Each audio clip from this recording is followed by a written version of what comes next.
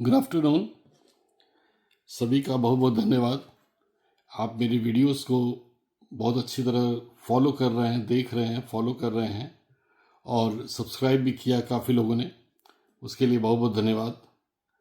क्योंकि ये बाईलिंगुअल में है, इंग्लिश और हिंदी दोनों में है, इसलिए शायद आपको समझने में आसानी हो रही है। इसीलिए मेरे सब्सक्राइबर भी बढ़ रहे हैं और आपकी फॉलोइंग भी बढ़ रही है। उसके लिए मैं तहे दिल से शुक्रिया अदा करना चाहता हूँ। बहुत बहुत धन्यवाद। आज हम इस पार्ट में स्टैटिस्टिक्स 11th क्लास के थर्ड चैप्टर के बारे में डिस्कस करेंगे। ये आपका एनसीईआरटी का थर्ड चैप्टर है और थर्ड चैप्टर में हम पढ़ने जा रहे हैं organization of data. Organization of data मतलब कि जो भी डेटा, मतलब जैसे कि हमने बताया था, इंफॉर्मेशन होता है। डाटा मीन्स होता है इंफॉर्मेशन। जो भी इंफॉर्मेशन आज तक कलेक्ट किया गया है वो बड़े ही हैफजर्ड वे में होता है, that is in a very haphazard way, जिसको उस पर कुछ भी कंक्लूजन आप ड्रॉ नहीं कर सकते हैं, कुछ भी उसके बारे में आप जान नहीं सकते हैं। ऐसे डाटा को बोलते हैं raw data. Raw data. So सबसे पहला टॉपिक हमारा रॉ डाटा ही है। रॉ मतलब होता है कि ऐसे ही जो सिस्टमेटिक ना हो, अनग्रुप्ड जो डाटा होते हैं, जिसका कोई बस जैसे कलेक्ट किया वैसे ही उसको शो कर दिया। जैसे कि if you have been given as 14, 15, 18, 25, 16, 17, 18, 19, ऐसे कोई इंफॉर्मेशन आपको दी हुई है, इस इंफॉर्मेशन के बेस में, क्योंकि आप कुछ भी बता नहीं सकते कि डाटा है क्या, किसके बारे में बता रहा है और क्या चीज़ ये कहने की कोशिश कर रहा है, ऐसे इंफॉर्मेशन को जो किसी भी रूप में आपको दे दिया गया हो, इसको बोलते हैं raw data. That means those informations or the collected information which were collected for the first time and are unarranged. जो अरेंज नहीं था, जो भी ऐसे उटपटांग रूप में आपको दे दिया गया, ऐसे डाटा को बोलते हैं रॉ डाटा। क्या बोलते हैं इसको? Raw data. RAW, raw data. Data means given in haphazard way और इन एन अनअरेंज्ड वे, जिसका कोई सिस्टमेटिक रूप ना हो, उसको बोलते हैं रॉ डाटा। अब इस रॉ डाटा से क्योंकि हमको कोई कंक्लूजन नहीं मिल रहा है, सो अब हम क्या करेंगे, इसको ऑर्गेनाइज करेंगे, इसको सिस्टमेटिक रूप देंगे और उसी को पढ़ने को, उसके बारे में पढ़ने के लिए बोलते हैं ऑर्गेनाइजेशन ऑफ डाटा। उसी को पढ़ने के लिए आप बोलते हैं organization of data. So organization of data means is the process of arranging data into groups or classes on the basis of certain characteristics. किसी खास कैरेक्टरिस्टिक्स के अनुसार, उसके बेसिस पे आप जो रॉ डाटा दिया रहता है, जैसा कि अभी हमने एग्जांपल लिया, उसको आप अरेंज करते हैं। It is the process of arranging. और कैसे अरेंज करते हैं? उसको ग्रुप्स में आप अरेंज करते हैं, ग्रुप्स में आप उसको अरेंज करते हैं और क्लासेस में आप करते हैं। उसको ग्रुप्स में करते हैं, एक ग्रुप बना लेते हैं, या क्लासेस करते हैं। यहाँ पे ये होता है लोअर लिमिट और ये होता है अपर लिमिट। ये इसको बोलते हैं क्लास इंटरवल या classes. This process of converting और arranging the raw data is known as organisation of data. समझ में आ गया होगा? फिर से एक बार रिपीट करते हैं। The arranging of raw data to different groups और classes on the basis of certain characteristics is called as organisation of data. मतलब जो भी हमको रॉ डाटा मिला है, उसको सिस्टमेटिक रूप में अरेंज करना, ग्रुप्स में या क्लासेस में, उसी को बोलते हैं ऑर्गेनाइजेशन ऑफ डाटा। अब चलिए, इसकी जरूरत क्यों पड़ी हमको, ये पढ़ेंगे हम। नीड्स। क्यों जरूरत पड़ी हमको ऑर्गेनाइजेशन ऑफ डाटा की। तो इसके लिए सबसे पहले आप कह सकते हैं टू कंडेंस द डेटा। सबसे पहला पॉइंट हम डिस्कस करेंगे टू कंडेंस द डाटा। इसका मतलब होता है जो भी डाटा हमको रॉ फॉर्म में दिया गया है, जैसा कि अभी मैंने बताया था आपको 16, 14, 18, 20, 14, 10 ऐसे करके रॉ डाटा दिया हुआ है, FOZ वे में दिया हुआ है, कोई अरेंजमेंट नहीं है। उसको फैले हुए डाटा को समराइज करने के लिए, कंडेंस करना छोटी सी जगह में उसको प्रदर्शित करने के लिए ही हमको ऑर्गेनाइजेशन ऑफ डाटा की जरूरत पड़ती है। So condense means to reduce it, to concise it is known as condense. और डाटा को जब रॉ फॉर्म में जो डाटा होता है, जो फैला हुआ होता है, उसको कम जगह में सीमित करने के लिए जब हम प्रयास करते हैं, that is only known as organisation of data. And it is the need of economics and the statistician to organize the data. First thing, to condense the data. Condense the data means data जो फैला हुआ है, फिर से मैं बोल रहा हूं, उसको कम या सीमित रूप में प्रदर्शित करने के लिए हमको जरूरत है ऑर्गेनाइजेशन ऑफ डाटा की। Number 2, to facilitate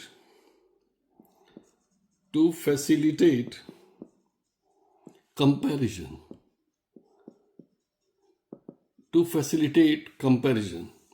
second thing, जो इंपॉर्टेंट थिंग है, जब हेफाजेड और रॉ डाटा में दिया गया है चीज है, उसको आप कंपेयर नहीं कर सकते हैं, तुलनात्मक दृष्टि से आप उसका आंकलन नहीं कर सकते हैं, क्योंकि वो आपको समझ में नहीं, कभी बड़ा दिया नंबर, कभी छोटा दिया है, फिर छोटा दिया है, फिर बड़ा दिया है, क्योंकि अरेंज फॉर्म में नहीं है।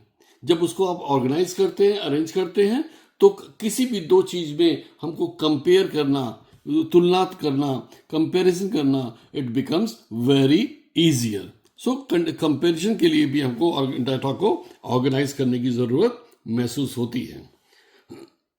Sorry, to study, next point है, क्यों जरूरत पड़ी, to study the structural relationship. जो इंफॉर्मेशन हमको मिली है उसमें हम टेबल की फॉर्म में, डायग्राम की फॉर्म में हम ये एनालाइज कर सकते हैं कि सब पूरे इंफॉर्मेशन में क्या रिलेशनशिप है, उसका स्ट्रक्चर बना के, चाहे हम हिस्टोग्राम पे, चाहे पाई चार्ट, जो हम आगे वाले चैप्टर में पढ़ेंगे प्रेजेंटेशन ऑफ डाटा में, उसके बेस पे आप दिखा सकते हैं कि जो इंफॉर्मेशन दी गई है उसमें आपस में रिलेशनशिप क्या है, जो स्ट्रक्चर हमने बनाया है उसका रिलेशनशिप क्या है, उस डाटा का रिलेशनशिप क्या है, और एक से दूसरी चीज में वेरिएबल्स जो दिए गए हैं उसमें आपस में रिलेशनशिप क्या है। इसके लिए भी हमको ऑर्गेनाइजेशन ऑफ डाटा की जरूरत महसूस हुई है और इसीलिए ये ऑर्गेनाइजेशन हम करते हैं। Number 4, to prepare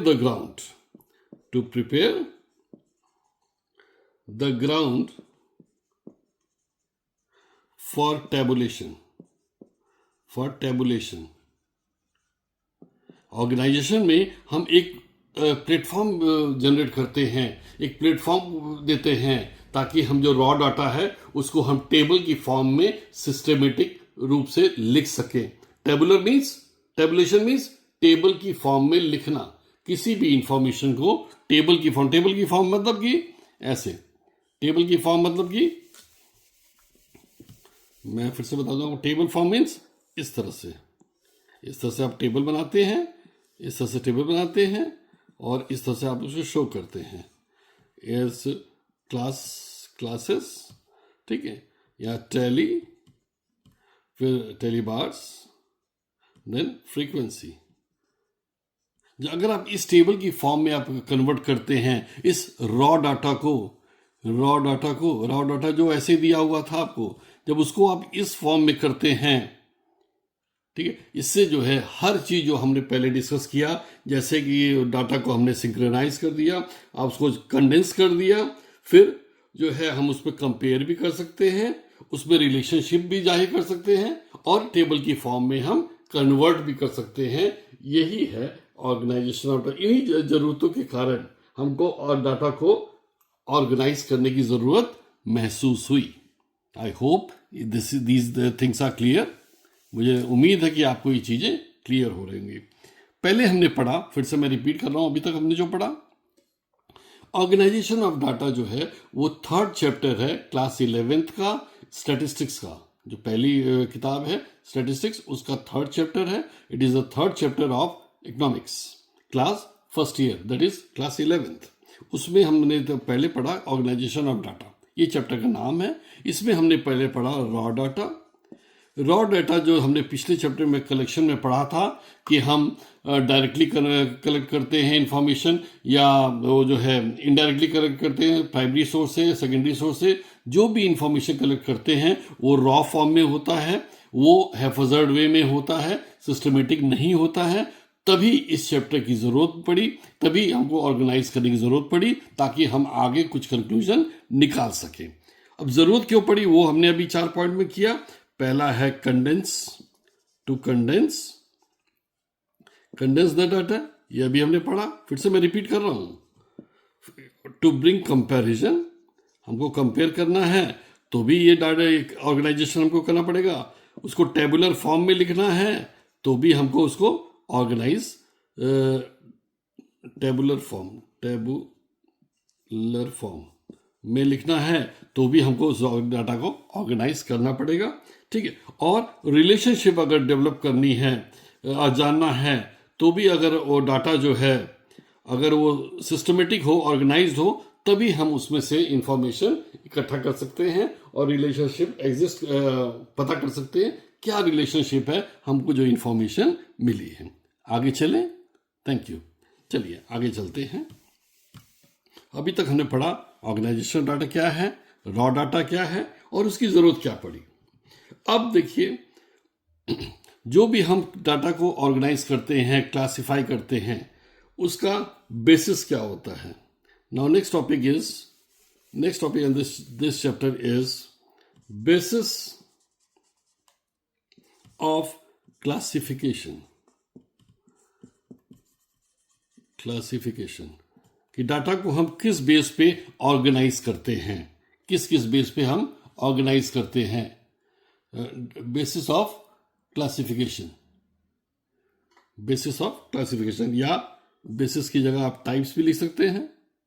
types of classification, जो भी डाटा हम ऑर्गेनाइज कर रहे हैं उसका बेसिस क्या होता है, उसके टाइप्स क्या होते हैं क्लासिफिकेशन के, वो हम 4 बेसिस पे करते हैं। पहला है क्रोनोलॉजिकल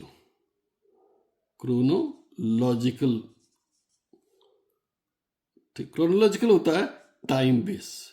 किसी भी डाटा को जब आप टाइम के हिसाब से उसको ऑर्गेनाइज करते हैं, that is known as chronological या time base classification. I hope this is clear. पूरा डाटा दिया हुआ है, टाइमिंग के हिसाब से आप उसको कब वो ऑकर हुआ, कब वो डाटा इकट्ठा किया, समय की उसमें कहीं गुंजाइश होती है, समय के हिसाब से अगर डाटा को आप क्लासिफाई करते हैं, that is known as chronological classification. Second है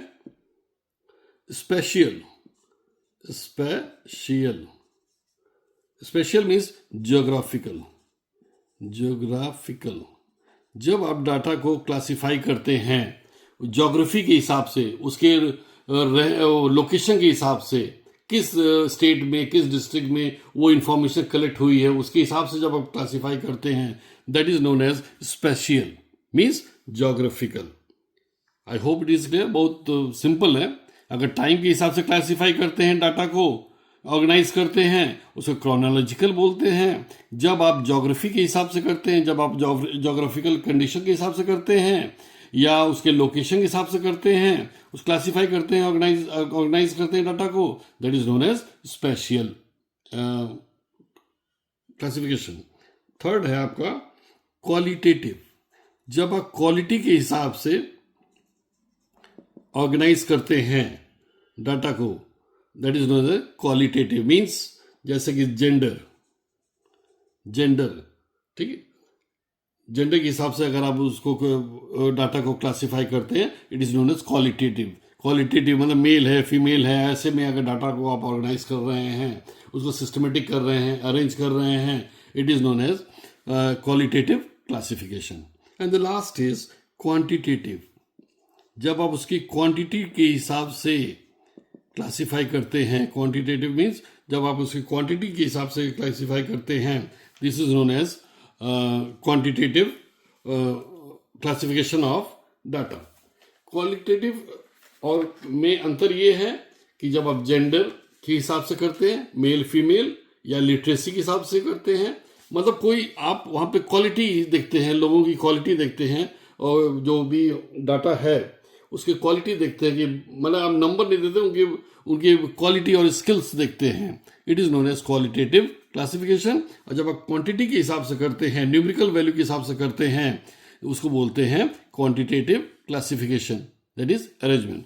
और इसमें क्या क्या आता है, that is marks, height, examples है, एज, क्योंकि एग्जैक्ट होता है, इसमें क्वालिटी नहीं देखी जाती है, इसमें उनके नंबर्स देखे जाते हैं। इसके हिसाब से अगर आप क्लासिफाई करते हैं डाटा को, it is known as quantitative classification. So हमारे टाइप्स ऑफ क्लासिफिकेशन कौन से हो गए ऑर्गेनाइजेशन डाटा के अंदर? पहला है क्रोनोलॉजिकल, बोलिए, chronological means time based. Second is spatial, मतलब geographical based. Third is qualitative means जब हम उसकी क्वालिटी के हिसाब से, जेंडर के हिसाब से करते हैं, लिटरेसी के हिसाब से करते हैं, कोई इशू के हिसाब से करते हैं, that is known as qualitative. And last is quantitative means जब आप नंबर्स की बात करते हैं, मार्क्स, हाइट, एज, जब एग्जैक्ट नंबर की बात के हिसाब से आप क्लासीफाई करते हैं, डाटा को ऑर्गेनाइज करते हैं, data, it is known as quantitative classification. ये 4 मेन क्लासिफिकेशन है इस चैप्टर में। I hope this is clear. चलिए आगे चलते हैं। ये सब तो सिंपल है। अब हम क्लासिफाई करेंगे, इसमें इसके कोई पार्ट नहीं है, तीनों के क्वांटिटेटिव के पार्ट्स हैं। अब हम उसको पढ़ेंगे, quantitative classification of data, quantitative, ठीक है, क्लासिफिकेशन। थोड़ा चैप्टर टफ होता जाएगा अब आपका, इसलिए थोड़ा ध्यान दीजिए। क्वांटिटेटिव क्लासिफिकेशन, ये क्वांटिटेटिव जो है वो 2 टाइप्स के होते हैं। पहला है discrete and second is continuous. ठीक है, अगर वेरिएबल है तो वेरिएबल लिख दीजिए, वेरिएबल मीन्स जो इंफॉर्मेशन दी गई, कंटिन्यूअस वेरिएबल्स।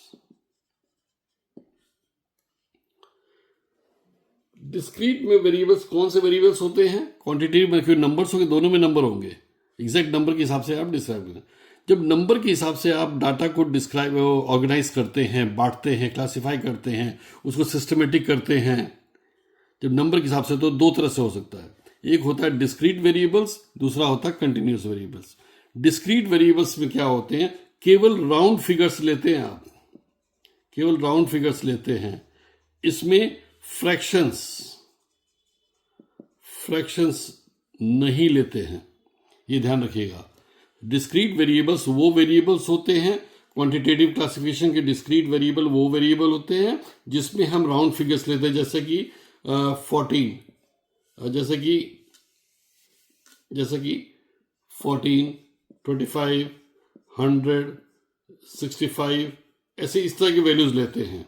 इसमें कोई भी पॉइंट में वैल्यूज या फ्रैक्शन में वैल्यूज नहीं होती हैं, ये लेते हैं, आपको राउंड फिगर्स लेते हैं। I hope clear, it is clear.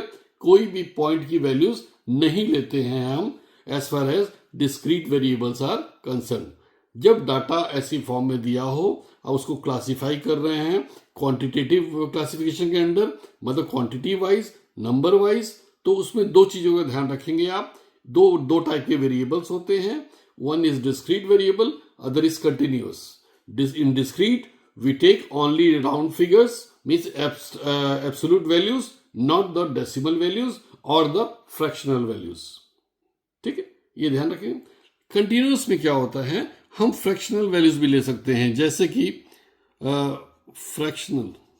Fractional values भी ले सकते हैं, ये भी लेते हैं, जैसे कि 152.3, जैसा हाइट आपने नापा तो हो गया 152.3 इंचेस, ठीक है, इस तरह भी ले लिया, या सेंटीमीटर्स ले लिया आपने, ठीक है, सेंटीमीटर्स ले लिया, इस तरह की वैल्यूज, मतलब पॉइंट मिलेंगे, इसका मतलब फ्रैक्शंस मिलेंगे, इसमें फ्रैक्शनल वैल्यूज भी इंक्लूडेड होती है, इसी को बोलते हैं इसको कंटिन्यूअस। यही डिफरेंस होता है इसमें, दोनों में डिफरेंस यही है कि डिस्क्रीट में राउंड फिगर्स लेते हैं, कंटिन्यूअस वेरिएबल्स में 152.3 मतलब कि फ्रैक्शनल वैल्यू भी लेते हैं, राउंड तो लेते हैं लेकिन फ्रैक्शनल वैल्यू भी लेते हैं। I hope this is clear.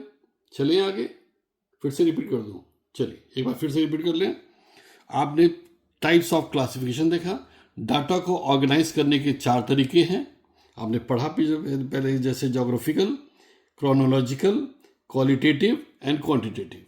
बाकी 3 के कोई मेथड्स नहीं होते हैं। लास्ट वाला क्वांटिटेटिव जो है उसके 2 मेथड होते हैं, 2 टाइप के वेरिएबल्स होते हैं। पहला है डिस्क्रीट वेरिएबल जिसमें केवल हम राउंड फिगर्स लेते हैं। सेकंड इज कंटिन्यूअस वेरिएबल्स जिसमें हम डेसिमल वाली वैल्यूज भी लेते हैं या फ्रैक्शन वाली वैल्यूज भी लेते हैं। I hope it is clear. चलिए आगे चलिए। आई होप चैप्टर धीरे धीरे आपके एक के बाद एक वो थोड़ा सा टफ होते जाएंगे, तो थोड़ा you have to be very attentive when I am teaching. इस वीडियो को बार बार देखिए ताकि आपको टर्म्स जो है वो क्लियर हो। नेक्स्ट इज, अब इसको हम इलेबोरेट करेंगे, डिस्क्रीट सीरीज। अब पहले हम करेंगे डिस्क्रीट सीरीज। डिस्क्रीट सीरीज का एग्जांपल, ठीक है, जैसे आपको डिस्क्रीट सीरीज, मैं फिर से लिख देता हूं, डिस्क्रीट सीरीज। मैं केवल एनसीईआरटी बेस पढ़ा रहा हूं, किसी भी कोचिंग या किसी भी साइड बुक की मदद न लेते हुए, केवल आई am teaching you on the basis of NCERT being prescribed by CBSE board for classes 11th and 12th in the schools, being taught in the schools under CBSE board. So please be very clear and sure about it. So discrete series, जैसे आपको दिया है 2 1 0 3 2 1 1 2, अगर ये information आपको दी है, ये कौन सा डाटा हो गया? ये रॉ डाटा हो गया। कौन सा डाटा हो गया? Raw data. और क्योंकि किसी में भी कोई डेसिमल नहीं है कोई नहीं है ना, किसी में भी कोई डेसिमल फिगर नहीं है, सारे फिगर राउंड है। राउंड मीन्स एब्सोल्यूट वैल्यूज है, जैसे 2 है, 1 है, 0 is there, 3 is there, 2 1, value कोई भी हो, ऊपर नीचे कोई भी हो, ग्रेटर देन लेस देन कोई भी हो, but they are absolute values. So it is a case of discrete series. अब इसमें क्या होता है, जब हम इसको ऑर्गेनाइज करते हैं और फ्रीक्वेंसी टेबल बनाते हैं, फ्रीक्वेंसी टेबल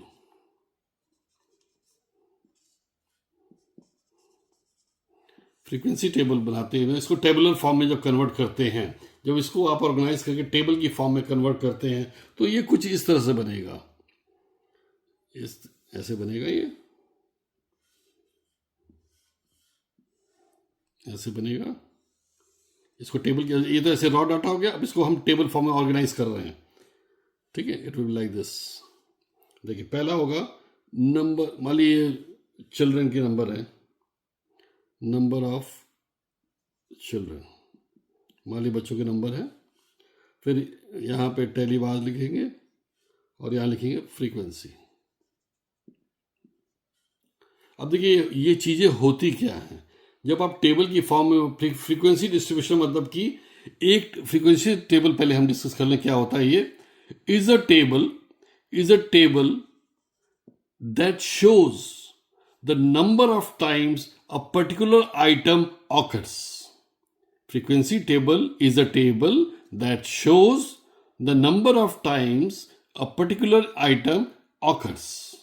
एक आइटम जैसे मान ली 2 है, इस पूरे सीरीज में ऐसे देखेंगे तो आपको गिनना पड़ेगा, एक यहाँ पे है, एक यहाँ पे है, एक यहाँ पे है। 1 को देखिए, एक यहाँ है, 2 यहाँ है, 3 हो गया। 2 भी 3 हो गया, 3 एक ही बार है, 0 एक ही बार है। ऐसे ढूंढने से बेहतर है आप इसको टेबल की फॉर्म में करें। इस टेबल को बोलते हैं frequency table, and the definition of it is the frequency table is a table that shows the distribution of frequencies, means it shows the number of times a particular item occurs। ठीक है, अब इसमें देखिए सबसे छोटा क्या है, 1 0 है। अब 0 से लिखिए 0, ठीक है, सीरीज में लिखिए। सबसे बड़ा क्या है, 2 है, 3 है। सो 1 2 3 इस तरह से आपने लिख दिया। ठीक है, सबसे छोटी वैल्यू क्या है, 0 0 आपने लिख दिया, फिर उसके बाद 1, फिर 2 और सबसे बड़ी वैल्यू 3 है, तो 3 तक लिख दिया आपने। अब टेली मास क्या होते हैं, टेली मास आप ऐसे से लगाते हैं। ठीक है, जो आइटम जहां पे आ रहा है, जब 2 के सामने 2 आया तो आप एक टेली, एक बार आया तो एक बार लगा देंगे। 1 एक बार आया तो 1 के सामने एक बार लगा देंगे। 0 एक आया तो 0 के सामने लगा देंगे। अब 3 आया, 3 के सामने लगा दिया आपने। फिर 2 आ रहा है, फिर 2 के सामने यही तो है ही है पहले से जो यहां आया था, फिर से एक लगा देंगे। नेक्स्ट फिर 1 एक लगा देंगे, फिर आया 1 ऐसे लगा देंगे, 2 जो है फिर आगे ऐसे लगा देंगे। These are known as tally bars. Tally bars means वो एक एक आप स्ट्रोक लगाते जाएंगे, जितनी बार वो आइटम आता जाएगा उसके सामने। These are known as tally bars या टेली मार्क्स। टेली बार्स और टेली मार्क्स। ठीक है, इसको हम शो करते कि अब देखिए इससे क्या पता चला, इसको पढ़ना आसान नहीं है क्योंकि ऑर्गेनाइज नहीं है, सिंपल वे में रॉ डाटा दिया हुआ है। अब इसको क्लियर है। अब देखिए फ्रीक्वेंसी मतलब इसको आप नंबर में लिखेंगे, कितनी है 1, तो इसको 1 लिखेंगे। 1 कितनी बार है, 1 2 3 बार आया, 3 लिखेंगे। 2 भी 1 2 3 बार आया, और ये 1 3 1 बार आया। अब इस टेबल को क्लोज कर दीजिए, इट इज क्लोज, और एक टोटल कॉलम बनाएंगे आप, यहां लिखेंगे total. I hope it is clear. अब गिनिए 1 4 5 6 7 8। अब इसको गिनिए, ये बराबर होना चाहिए। कितना, 1 2 3 4 5 6 7 8 इधर भी नंबर्स हैं, 8 ये भी आ गया। अब इससे क्या क्लियर है पूरा कि 0 जो है एक बार आया है, 1 जो है सीरीज में 3 बार आया है, 2 जो है 3 बार आया है, और 3 जो है 1 बार आया है, और टोटल नंबर कितने हैं, 8।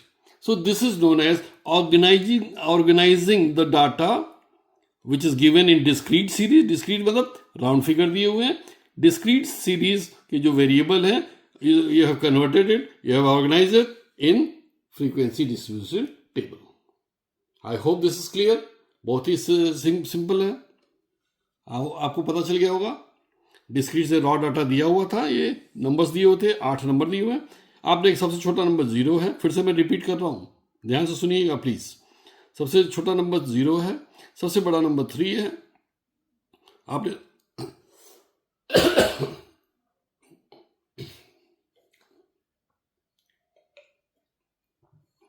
सॉरी आपने इसको लाइन से लिख दिया। अब आप जो नंबर जहां आ रहा है उसके सामने एक स्ट्रोक लगाते जाइए। 2 एक बार आया, आपने 2 के सामने एक लगा दिया, फिर 1 के सामने लगाया, 0 के सामने लगाया, 3 के सामने लगाया, फिर 2 फिर से आया, 2 के सामने फिर से लगा दिया, फिर 1 के सामने 2 आया, लगा दिया आपने, फिर 2 के सामने आया। आई होप इट इज क्लियर। फिर आपने इसको नंबर लिख दिया, कितनी बार आ रहा, 1 1, ये 3 बार आया, 3 लिख दिया आपने, 3 बार आया, 3 लिख दिया, 1 बार आया, 1 बार आया, टोटल कर दिया 8। और यही 8 मतलब 1 2 3 4 5 6 7 8, वह दोनों टैली कर रहे हैं। इसका मतलब आपका टेबल डिस्क्रीट सीरीज में एकदम सही है, you will get full marks. ठीक, ऐसे आपको पूरा टेबल बनाना पड़ेगा एग्जाम में to get the full marks. I hope it is clear. चलें आगे, चलिए next topic is continuous series. Next topic is continuous series. Chapter छोटा है लेकिन थोड़ा सा टेक्निकल अब होता जा रहा है, क्योंकि अब प्रैक्टिकल पार्ट आया और इसमें फुल मार्क्स मिलता है। मैं आपको एश्योर कर दूं कि इसमें फुल मार्क्स मिलता है। ठीक है, फुल मार्क्स मिलता है। Continuous series,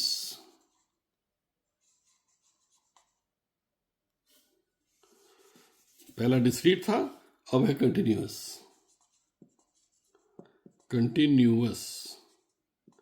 series.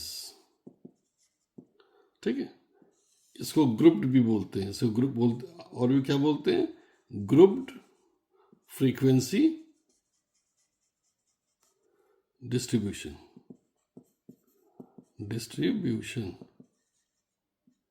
ठीक है, ग्रुप्ड फ्रीक्वेंसी डिस्ट्रीब्यूशन।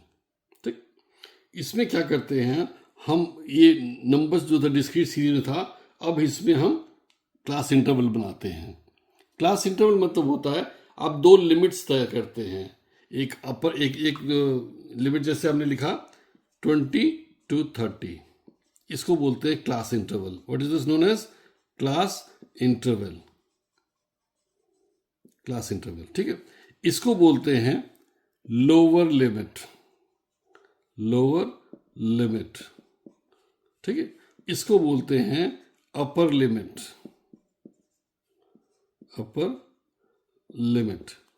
ठीक है।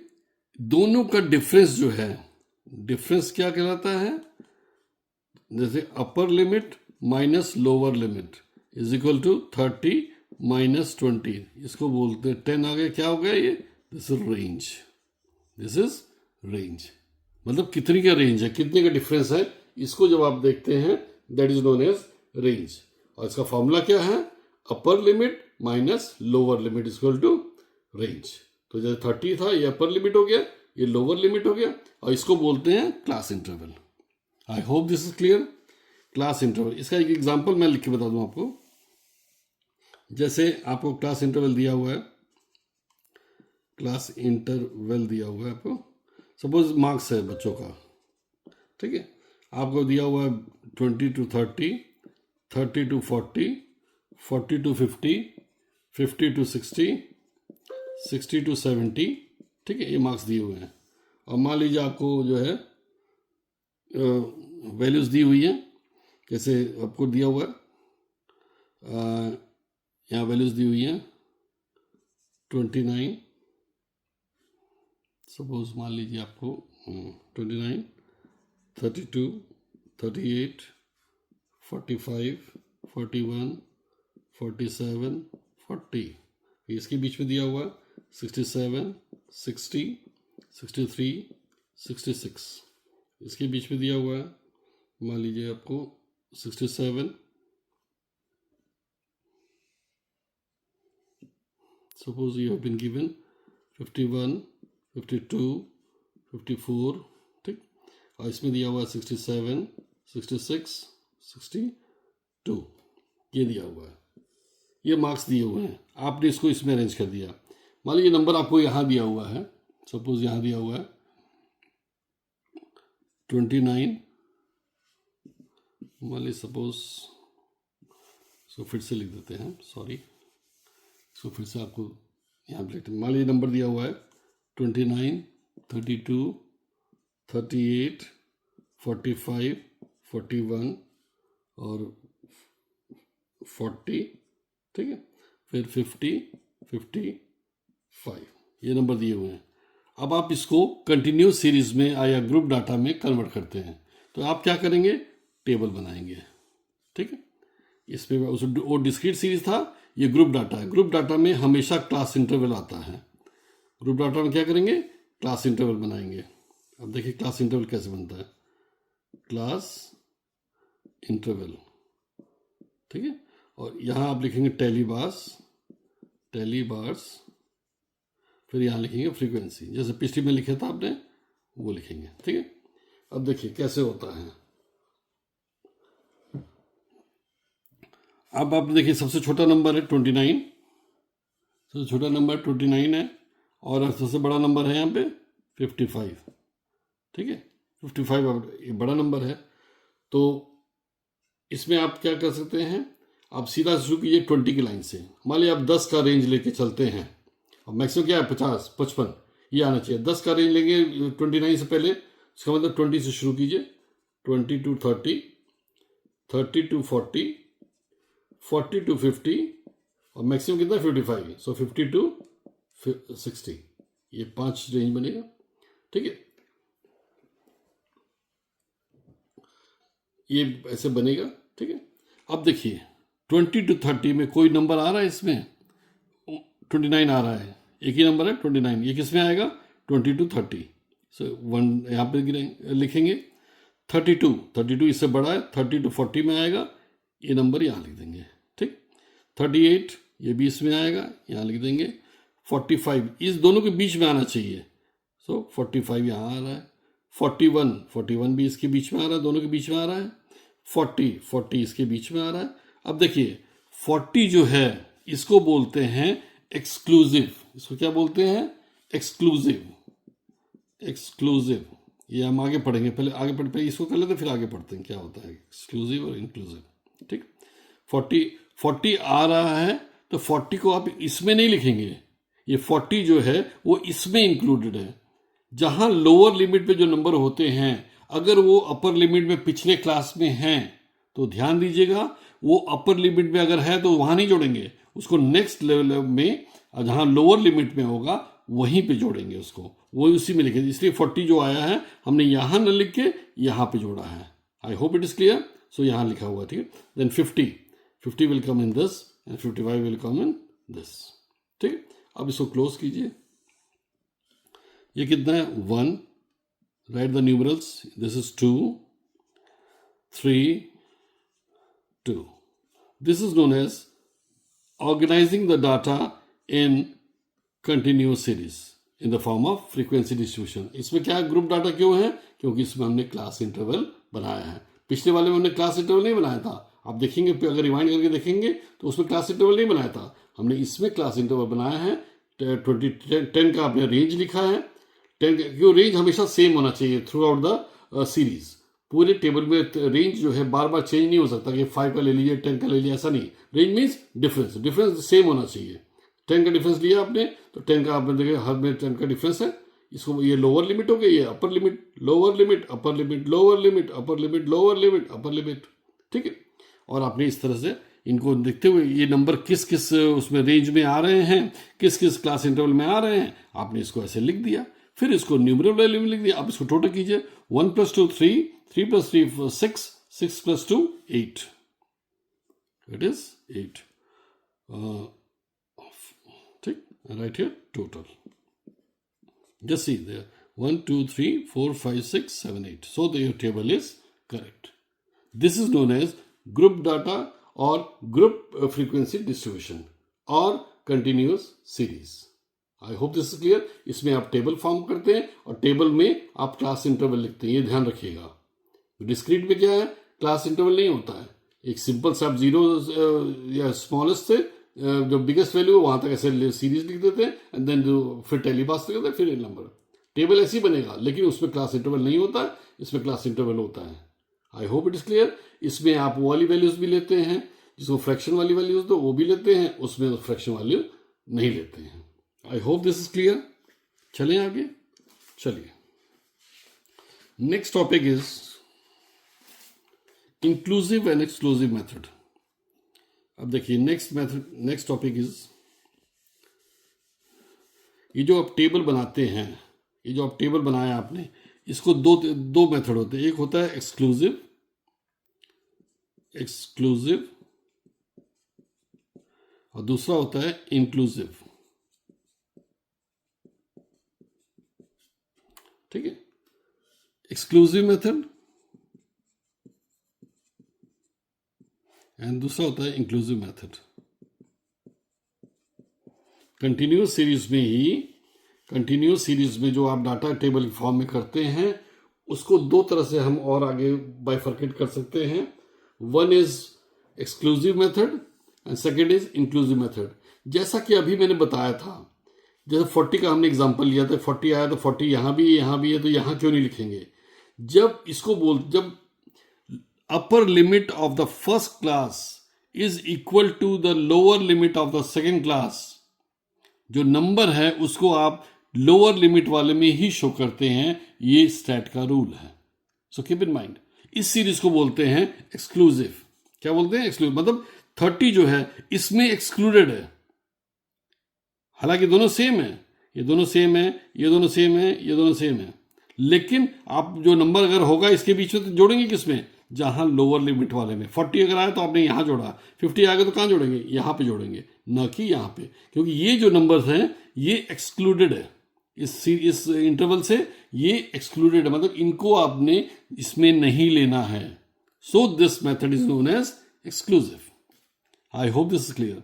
When the upper limit is equal to the lower limit of the next class, then the number coming in between is recorded in the next class only, not in the previous class. ठीक है, ठीक. और जब इसमें included नहीं है इसी को बोलते हैं एक्सक्लूसिव सीरीज.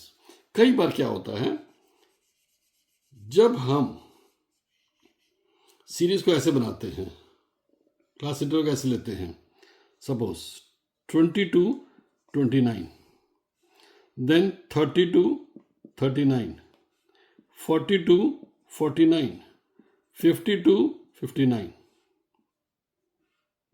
ठीक, ऐसे बनाया आपने.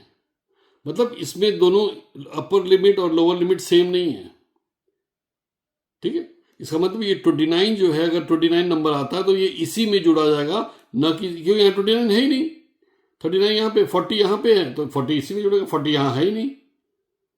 तो जब क्लास इंटरवल के जो अपर लिमिट है वो सेम नहीं होता है और आप उसी में उसको जोड़ते हैं, that is known as inclusive method. I hope आपको क्लियर हुआ. देखिए फिर से मैं दो आपको इंटरवल के एग्जांपल दे दूं. एक तो ये हो गया, ठीक. एक आपका एक्सक्लूसिव मेथड है. एक्सक्लूसिव मेथड में ये वाला इंटरवल होगा, देखिएगा ध्यान से. Class interval, it is 20 to 30, 30 to 40, 40 to 50, 50 to 60. अब डिफरेंस देखिए, ये है आपका एक्सक्लूसिव मेथड. ये वाला कौन सा है, एक्सक्लूसिव मेथड. और ये कौन सा है, इंक्लूसिव मेथड है. ध्यान से देखिएगा. दिस वन इज एक्सक्लूसिव, मतलब कि upper limit of the first class is equal to the lower limit of the second. Upper limit of the first class is equal to the lower limit of the second. तो ये upper limit जो है इसको आप जोड़ेंगे नहीं, इसको आप नहीं जोड़ेंगे. 40 आता तो आप इसमें जोड़ेंगे, ना कि इसमें. इसलिए इसको बोलते हैं एक्सक्लूसिव. ये एक्सक्लूडेड होता है जब दोनों सेम होता है तो. लेकिन जब दोनों सेम नहीं है तो आपको इसी पे जोड़ना है. 39 आया, 29 आया तो आपको इसमें जोड़ना है, 39 आया तो इसमें जोड़ना है. I hope this is clear. यही डिफरेंस है. इसको बोलते हैं इंक्लूसिव, मतलब उसमें इंक्लूडेड होता है और इसमें इंक्लूड नहीं होता ये अपर लिमिट, इसलिए इसको बोलते हैं exclusive series, exclusive method. Sorry. I hope this is clear. I hope this is clear. I hope this is clear. ये पूरा आपका चैप्टर था जिसको बोलते हैं ऑर्गेनाइजेशन ऑफ डाटा. ठीक है, ये पूरा चैप्टर था आपका जिसको बोलते हैं ऑर्गेनाइजेशन ऑफ डाटा. एक बार हम फिर से पूरा रिपीट करेंगे. ठीक है, एक बार पूरा रिपीट करेंगे हम. Quick revision before we leave. ठीक है, क्विक रिवीजन. जो पूरा मैंने पढ़ाया इसको ध्यान से देखिएगा, तभी आपको समझ में आएगा. फर्स्ट इज, पहले हमने पढ़ा रॉ डाटा.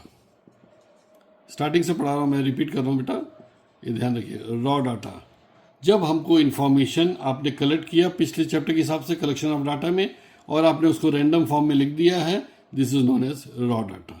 ठीक है, इसको हम क्लासिफाई करते हैं, उसको ऑर्गेनाइज करते हैं. ऑर्गेनाइज क्यों करते हैं, टू कंडेंस. ठीक है, वो हमने पढ़ा था नीड ऑफ ऑर्गेनाइजेशन. क्यों नीड है ऑर्गेनाइजेशन की, पहला condense the data, second comparison, याद होगा आपको, कंपैरिजन. Third qualitative,